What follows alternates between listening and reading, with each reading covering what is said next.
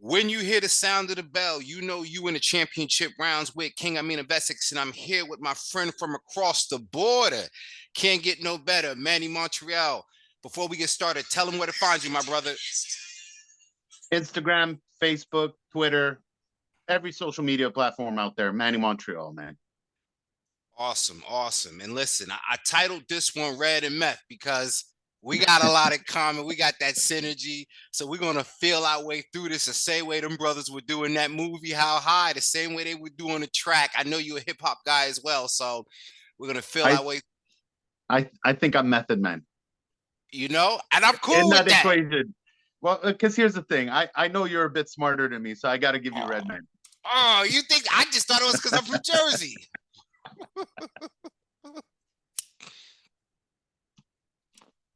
But nonetheless, here we are, man.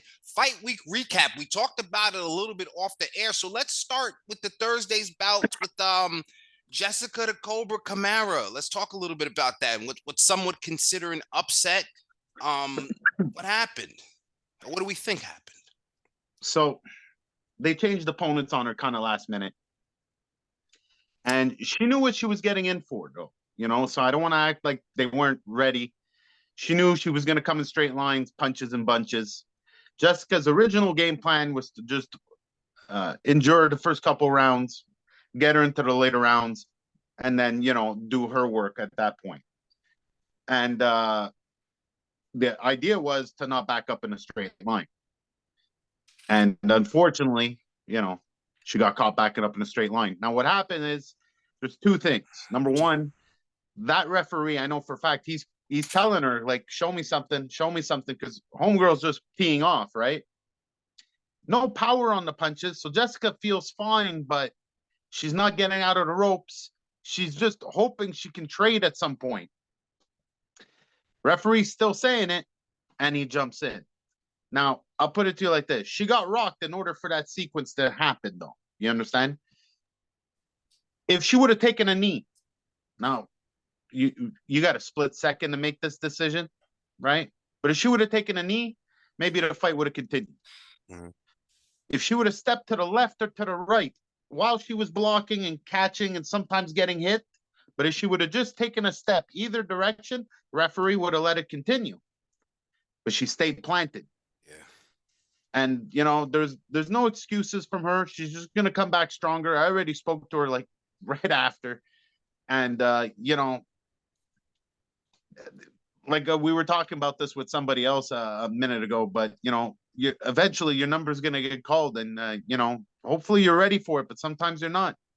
No, and that's okay. And it's absolutely good to see, you know, the experience she got from that, because this will, or, you know, may happen again, being a late replacement opponent, you know, receiving, you know, a late opponent, you know, in front of you. But another guy that, you know, I want to know if he can bounce back. I believe the Cobra can bounce back, but this guy, I don't know how much spring is left in his step. And I'm talking about Jojo Diaz. He lost by split decision. I thought it was a little bit more unanimous, but he lost by split decision to Mercecito Gesta. And I don't know, it's just two in a row. Is it tic-tac-toe for him or not? You know what? Usually, if you get, for me anyways, the way I try and figure this out, I try and forget about the fighter.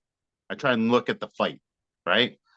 Am I watching two guys at the same level go at it? There's going to be a winner. There's going to be a loser. That's the game. But is it not just close? Is it competitive? Because a fight can be a blowout, but still be competitive. Like, the motherfucker didn't give up. Went 10 rounds getting fucked up, but motherfucker, right? You get what I'm trying to say? Yeah. A realization came to me watching Jojo Diaz, and just as good. He's got some losses too. Just as good. It looked like there was a clear difference between levels there. Sure. Jojo did not look like the Jojo I knew. A couple years past, Jojo Diaz did not. There's no way those sequences, you get what I'm saying? Age, a few other things, you know, like Jean Pascal, age will catch up with you. You know, you can get away with being an athlete or even skilled, but, you know, age catches up with everyone.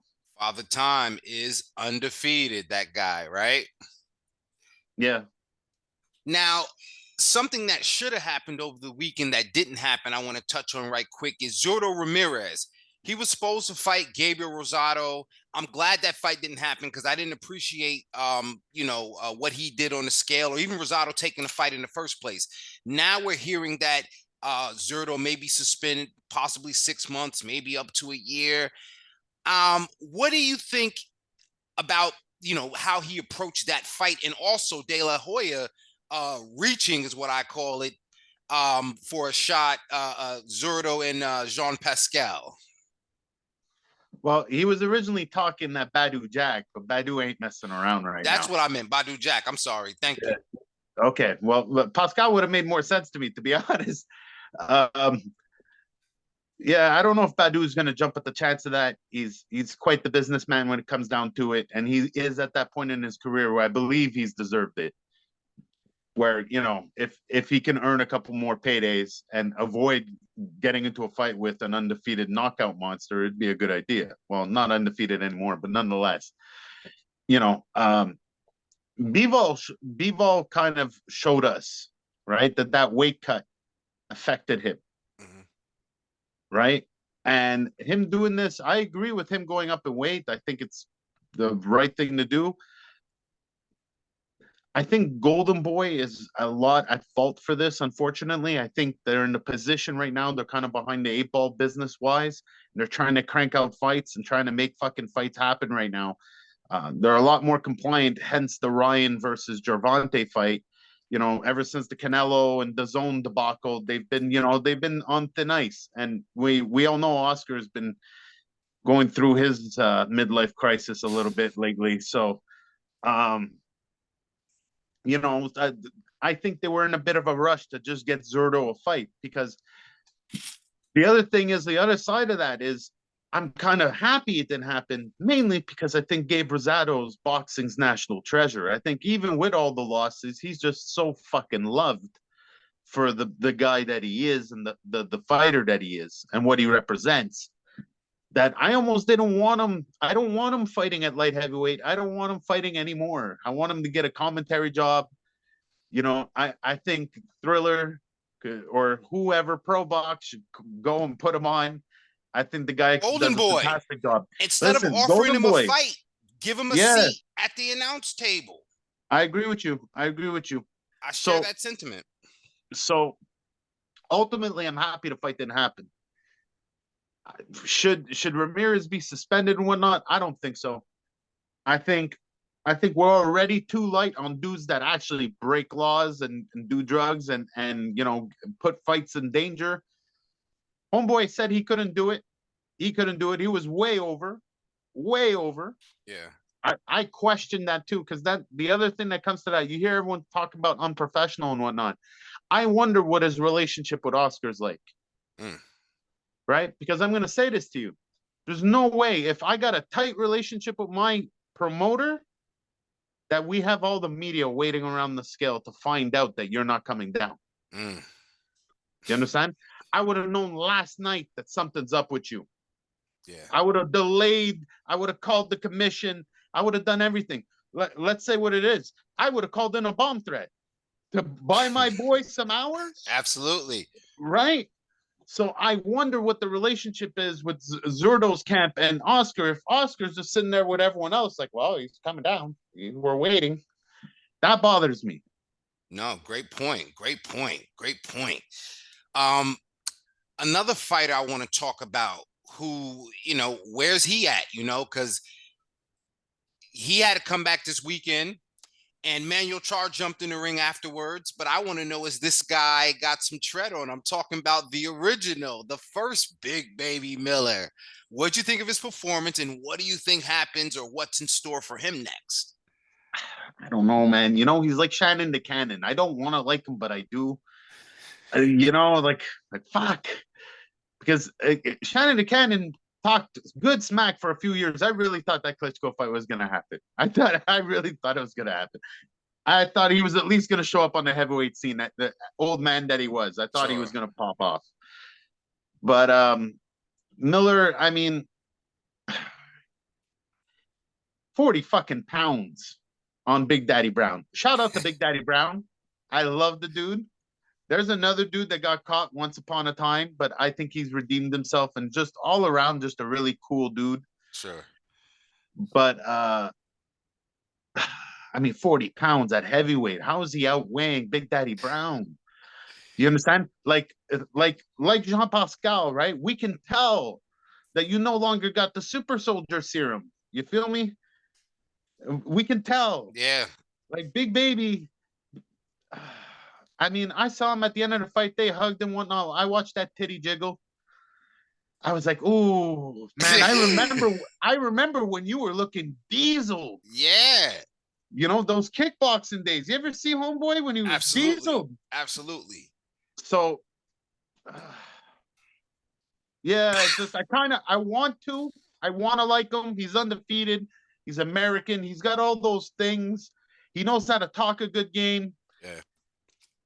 You know what I mean? He's got the things that Deontay didn't have. Sure. Straight up. If you could have somehow merged the two of them, we would have had something tremendous. But you know, here's the thing: with everything's at a hold up right now between Usyk and Fury. I think there's a good chance Usyk beats Fury and retires. I don't see him like you get what I'm saying. This is part of the thing. Like this is why he don't care about your 30%. You understand? I think he's already had the plans already been put out. Like I'm gonna do this, then I'm gonna do that, and once I've done it all, that's it for me.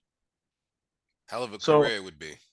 yeah, when not just that, it would vacate the belt, which create a hell of a vacuum. Go out in style. So why not? You know what I mean? And then take a year off, come back. You know, if you still feel like because he's young enough. But we got to keep in mind he's a small heavyweight. And what's out there right now is just huge all the way down. Everybody's 6'4" minimum. No. So No, great points on that. And I think Miller, you know, for what it's worth, skills might lack, but just physically, you put him in there against a Daniel Dubois. Daniel Dubois is gonna have problems. You put him in there against Joe Joyce. You figure Joe Joyce will outbox him, but he's such a behemoth. You know, how long will it take? you got a chin on him. And a chin. Got a chin on him. Yeah. And just sit there, take some. So, you know, he's big bag of potatoes, bro. Big Absolutely. bag of potatoes. And here's the thing, because of his financial situation, because of his bad media, he's actually at a discount right now. So he's in that dangerous threat level that somebody might just bite. You know, Deontay Wilder, Andy Ruiz, you know, anywhere in the States, that's popping off. Dillian White, and you know, this Big Baby Miller's a good fight, you know. So I mean, it all depends on how he plays his cards right. I think he goes over to England's the right move for him for now. Sure. Right? I think he's been doing like homeboy fought in Kazakhstan twice, I think. Yeah. Like since coming back, right? Just to say he's fighting. So I think, yeah, I think he's better off staying around England, maybe fighting Dubois, you know, Dylan White, do the circuit out there, so to speak, before coming home. Definitely. Now, speaking of the circuit, the network that usually presents that circuit is DAZN. It's been differing opinions from what I gather as of late. I happen to be a fan of DAZN because DAZN gets you fights that you typically don't see, especially I get to follow a lot of UK fighters. They got the, you know, the AJs and these guys, but you've seen as of late, Buatsi has left, Lawrence Okolie's left. They've gone up on prices.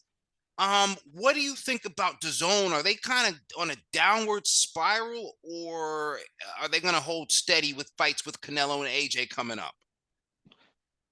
I'm gonna respond with the fact that somebody sent me a clip of tag team boxing on DAZN. I think ultimately what you choose to display represents who you are. And I think if you want to be taken seriously in the sport of boxing, you need to represent the sport of boxing the way it is. You know, you're not going to go and conquer the MMA world. Boxing is, for all intents and purposes, wide open, right? And they could have treated it more seriously. Sure.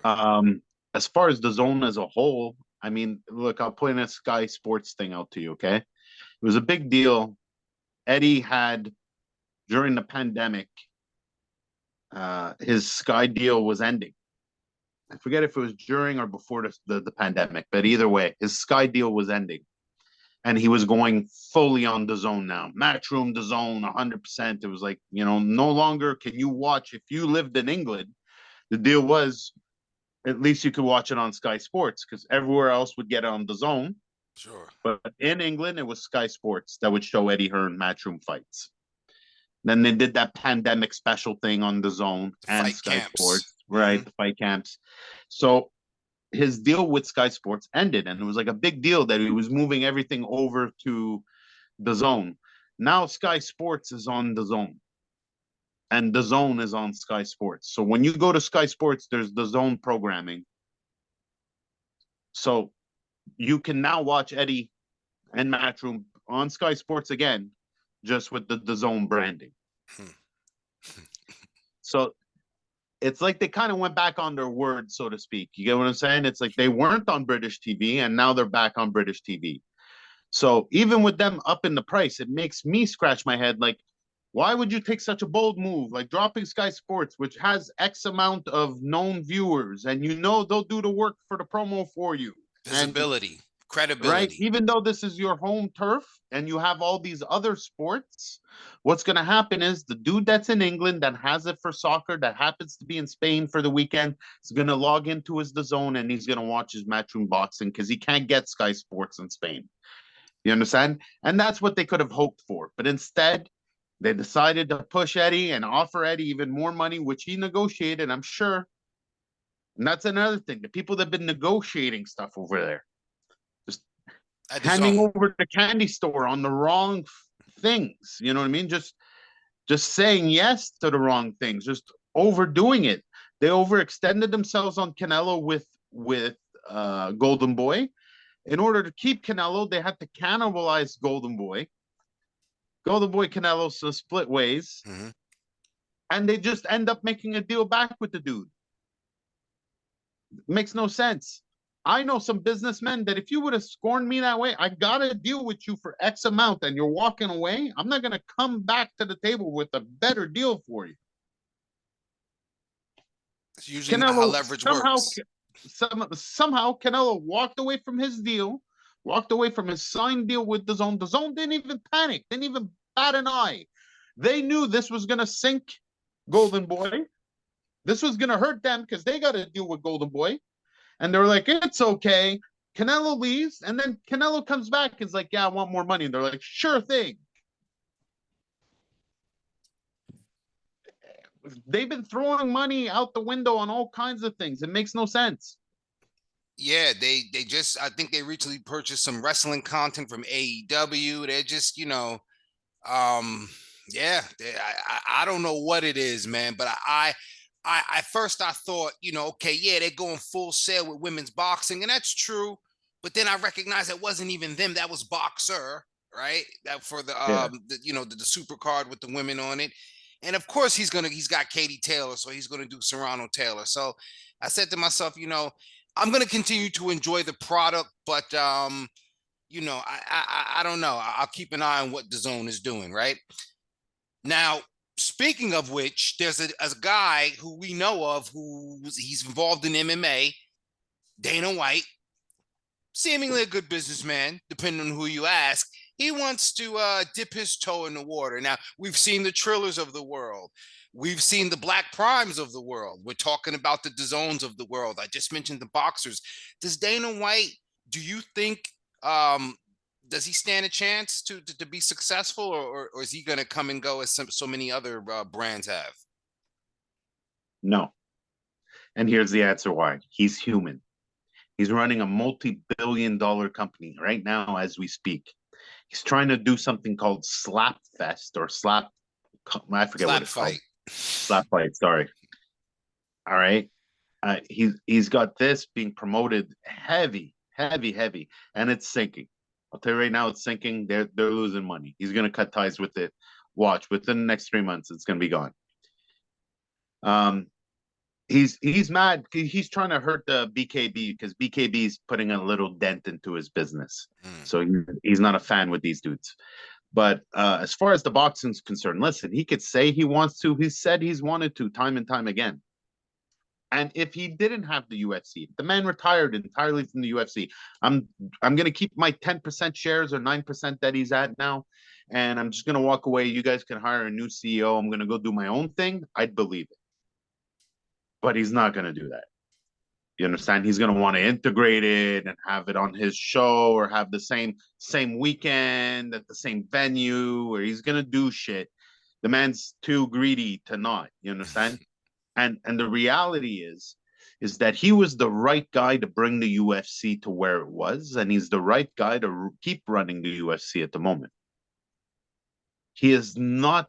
I can't transport him back in time to that hungry motherfucker that's willing to take on a brand new boxing business and run that shit and turn it into another UFC. We can't turn back time. He's only human. Sure. You get what I'm saying? So yes, he's got the connects, he's got the money. They could fucking with the real owners there, which is I think CAE or whatever the agency is that has all the stars. Yeah, CAA or whatever it is. Mark Wahlberg and bunch, right? That actually own the UFC. They're great at marketing stuff, right? If they've decided this is the movie we're pushing, it's on everything. If they've decided this is I mean, Jake Paul's energy drink is only a thing because they decided it was going to be a thing. Mm-hmm. So he's got that big push. But will boxing fans gravitate towards it? Will he give us something? Will he be able to give us the attention that it will require? And that, remains to be seen. I think boxing fans have certainly have, non-discerning taste. We'll give anybody a try as long as they're willing to produce. So, let's see what he does, man. Talking about seeing what he does, Katie Taylor, that is, and Chantelle Cameron. These guys are scheduled for Taylor's 135-pound titles. Cameron herself is undisputed champion at 140.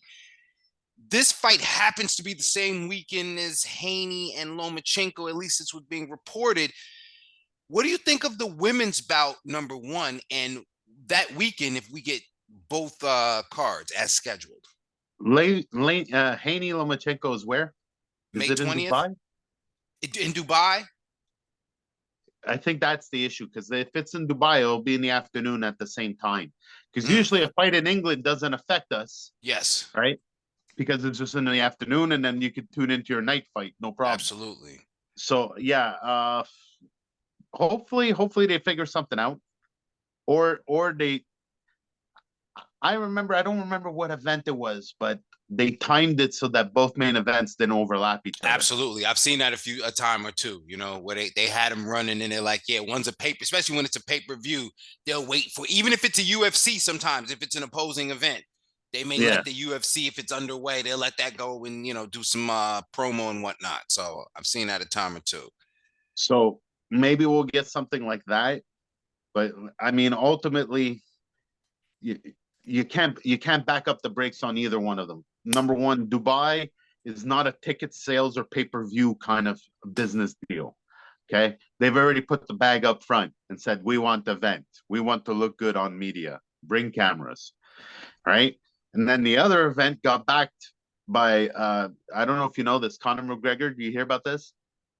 No. So Katie's fighting in her hometown for this fight. Okay. And that's the big deal. She wanted to do a fight there before, but the mayor contacted her and was like, listen, you know what our town's like? Our security's already run rampant for the soccer hooligans, right? We won't be able to provide you security good enough to have a big boxing event. So we can't do it. She goes, okay, well, how much? $200K. So she put this conversation on Twitter, right? Super Irishman pulls up. Conor McGregor is like, say less. Tell Daddy Warbucks, give me a call. And in the tweet, you'll see Eddie Hearn responds to the tweet, done, calling you now. And then a couple weeks later, they announced it was happening. So I guarantee you're going to see some proper 12 labeling on that one. But he basically paid $200K to get the security for the event so that they could have it in their hometown. Very So kind of him. again, yeah. So again, they can't pull the pin on that event either. So it's Yeah. not like unless somebody gets injured, let's knock on wood because I don't wish it on nobody. But yeah. No, definitely, man. That should be a great weekend. But before we get to any of that, we got this weekend seems to be pretty big. All right. Before we get into the Showtime stuff, I've seen you and what you've been doing on ESPN Plus. I've seen the last few weekends. What was this with Three Lions Promotions? Which one? I know last week was with Three Lions Promotions. No, last week was Groupie Von Michel. Groupie Von Michel. Okay, pardon me. Okay, tell me about That's what Lou you DeBella, actually. Lou DeBella. All right, even better. All right, shout out to Uncle Lou. You tell us what's happening this weekend because you seem to be in the know. Okay, well, here Thursday, Casino Montreal, ESPN out your way, ESPN Plus. If you're in Canada, punchandgrace.com. You can get it in English or French. P.S. If you subscribe now, it's $11, but starting Thursday, the price is going up to $19. If you order now, you'll be grandfathered in at the old price. So, point being, Christian Billy, 168-pounder, ranked number 3 by the WBC, fighting for a WBC International and a WBO Intercontinental. I forget if it's Intercontinental Yeah, those or intercontinental silver joints. so. He's fighting for 2 decent straps. One he's defending, one he's going to be getting. He's fighting Carlos Gongora, tough, solid opponent. Basically, the situation he's in is that he's in title contention, but we all know at 168 pounds, the title's kind of held up. There's actually 2 titles being held up. So, in order to keep him active, they've been keeping him busy. You know, he fought Devin Alexander not just too long ago, about 2-3 months ago. Vaughn, And his brother Vaughn. Vaughn Alexander, thank you. Sorry, I said Devin, didn't I? Yeah, so he fought Vaughn Alexander. You know, another kind of stay busy fighter, a guy that could give him some rounds and you know, just keep him active. So this is hopefully the same kind of thing. Mind you, Gongora is the kind of guy that can lead to some surprises. He's a tough customer, heavy puncher as well. Undercard of that, we got Simon Keane, big Canadian heavyweight, a big galoot, hell of a guy though. And he's taking on the drummer boy, Eric Molina, who oddly enough looks in fucking crazy good shape. I don't know. I've been following him on Instagram. He's been working out pretty strong. And a pretty decent little undercard, some local talent, obviously, but a good night of fights. I'll be there live and in person. Definitely, because we got to know what's happening. That's Thursday, guys. That's what I'm saying. We've been treated the last few weeks, or at least last week for sure. We've been getting boxing on Thursdays, man, and it's been coming from the great north. So show some respect and appreciation to that. Be sure to tune in. But let's talk about the big one this weekend. There's a lot of anticipation. I want to ask you 2 things. Has there been any casual anticipation ahead of Plant-Benavidez? And the second thing is, what's your take on this particular fight? Okay. So I like Plant. And my heart's with him. I'd be happy if he won. However, Benavidez is that dude. He's on. We got to keep in mind, right? Plant fell to Canelo's power, and for a small 168, Canelo's got power.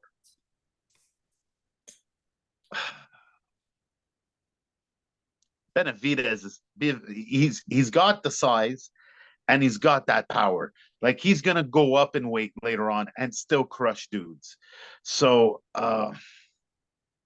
you know, I think Plant will look good, and unless he could surprise him with some shit, which I'll be over the moon with, right? But I think this is gonna go one way. I think once he starts landing heavy shots on him, we're gonna start seeing the cookie crumble. And plus, I think all the added hype and the waiting, he's been waiting a little while too to fight. You know, we're probably going to see a raring to go Benavidez. So I'm expecting fireworks. It's going to be a hell of a fight, that's for sure. You know, if I'm being honest with you, I need to be proven right or wrong about Benavidez. And I don't have a particular leaning with him, but the one thing I question is experience with fighters at a certain level. It's not his fault, but what I'm going to be looking to see if a fighter like Plant, can kind of have him fighting off the back foot when he wants to come forward. If a fighter like Plant can kind of, kind of slow down his rhythm and stand in there. Now, if when it comes to strength, if Plant looks like he's getting out muscled when they're in the clinch, and those punches, when they land, if they're turned over and not slappy, if they put a little hurt on Plant, he gets a little wide eyed, like he took a bump. I don't know. It could be a bad night for him, But I I'll tend to. say this. Uh huh. I'll say this. For Benavidez, this is the closest thing he's come to an audition to fight for Canelo. Yes. Yes. Right? So if he not just beats the boy, stomps him, just smokes him, starches him, makes him look bad, does it in quicker and meaner fashion than Canelo, he's arrived. He's arrived, and we're more than likely going to get that fight. We're going to have to. We're going to have to. And that is what I want to see. It's not just like the WBC and his team pushing anymore. It's not just you and me. It's going to be all the fans. We're going to be at that point. They're going to say, I heard about that guy. That's the guy Mike Tyson called the Mexican Monster. I heard of him. Exactly. So he'll turn that corner, so to speak, should he provide a powerful statement. It's very important for him to do it. I want to point something else out before we move on. Wednesday, there's boxing, Pro Box TV. If you want to watch it with commercials, you can watch it for free on Facebook and YouTube. But otherwise, it's $2.50 a month or $22 for a year. You got Paulo Malignaggi, Antonio Tarver, Marquez, Barrera. They're all on there. They all got podcasts. They're putting on decent cards. Shout out to Mo Sumaoro, who's headlining, young fighter from here in Montreal. Big fight for him. He's fighting another young undefeated cat. He's got about 11 fights in, one loss. He's fighting a dude who's 12-0, so it's going to be a hell of a fight. Thanks for plugging us with that one, man. The Pro Box, man, you got to pay attention, because before they get to the bigger promoters, this is where you might find them. And again, some of these promoters, let's have them, because Pro Box they've been doing a lot better than some of these other guys. So shout out to him. I want to take it back up north, though. I got to ask you about a guy who's on the same card, man. It's Cody Crawley, welterweight. What do you think? I got to say it, okay? He is Canada's Caleb Plant. Okay? Because he's got that flavor. That's a brother that can pull a sister. They like that Cody. So listen, he just boxes tremendously well. And he was able to do what a lot of fighters, either didn't have the balls to do or just didn't have the funding to do. But he took the chance and went to the States and has been getting that real work for years. Yeah. And a true dedicated professional. I don't know what the future holds with the likes of, Crawfords and Spences and Bootses. But, at 147 pounds, he's definitely a guy to watch, though. No, definitely. Be sure to tune in. I came across him around the time of right around the COVID time, like 2019. And he was, again, stateside, taking fights that nobody else wanted to take. There's this kid, Cody Crawley from Canada, building himself up, man. And I'm proud to see where he's at. One more fight I want to talk about before we get out of here. We got Chris Colbert versus Rayo Valenzuela. Both these guys are coming off of losses, man. It's kind of like a, shit or get off the pot kind of fight. But what do you think? I'm leaning towards Colbert on it, just out of sheer, preference. Both guys showed vulnerability. So it's an important fight. You're absolutely right for both guys' careers, because it will be a turning point. One guy's going to disappear and fight back home on somebody else's show, and the other guy's going to hopefully get another chance to fight on a Showtime card. Colbert's been there though. He's gotten close, real close. You know what I mean? So that's why I'm kind of rooting for him to pull it off. I also think experience will speak for him on that one. Definitely, man. And speaking from experience, man, this has been another great one for me. It's a pleasure having you on. Yo, Meth, we got to do this again, bro. All right. Tell the people one more time where they can find you. Manny Montreal on all platforms. And make sure you tune into him. He's got church on Sunday nights, 10 o'clock Eastern Standard Time. Check out his Instagram page. Very informative. This guy is the man. This is my brother. Championship rounds. We out of here, ladies and gentlemen. Thanks for tuning in. Give me a like, drop a comment. Just keep watching boxing. All right. We out of here. All right, brother. All right, brother. Peace.